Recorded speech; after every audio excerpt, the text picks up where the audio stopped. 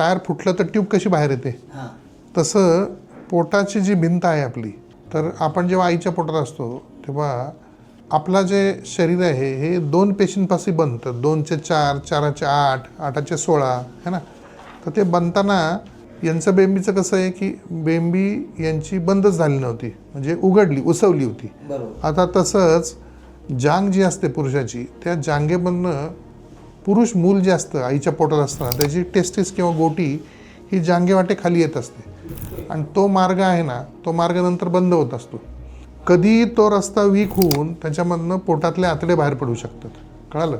याला हार्निया म्हणतात. जसं टायर फुटून ट्यूब बाहेर येते.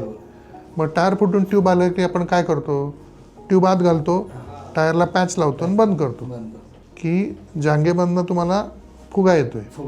तर तो आपल्याला हार्निया म्हणजे तिथं पोटातले आतडे बाहेर येत आहेत. आता ते आतडे जोपर्यंत बाहेर येत आहेत आणि आत जात आहेत तोपर्यंत ठीक असतं.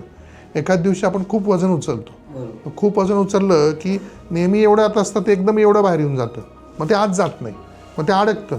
मग त्याच्यावर एकदा त्या मस्क्युलर रिंगचा स्नायूंचा दबाव यायला लागला की त्याचं रक्त पोटात खंडित व्हायला लागतो. त्या रक्तवाहिन्या बंद झाल्यामुळं ते आतडं खराब होऊ शकतं. म्हणून जेव्हा त्रास नाही आहे तेव्हाच याचा उपाय केला पाहिजे.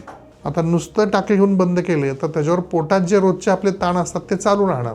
तुम्हाला हार्निया आहे, जांगेत फुगा येतोय, त्यातनं आतडं बाहेर पडतंय, आत जाते, तेव्हा तो गॅप बंद केला पाहिजे. नुसते टाके घातले तर परत व्हायची शक्यता जवळजवळ 30% आहे. म्हणून जसं आपण टायरमध्ये पॅच लावतो तसंच इथं पण पॅच लावतो. पण त्यातल्या त्यात पॉलिप्रोपिलीन नावाची एक जाळी असते, म्हणजे त्याची ॲलर्जी व्हायची शक्यता ही 1000त एखादी आहे. जाळी बसवली की त्याच्यामध्ये शरीराच्या पेशी वाढून एक भक्कम भिंत तयार होते. हे ऑपरेशन आपण दुर्बिणीने करू, जसं यांचं झालं तसं.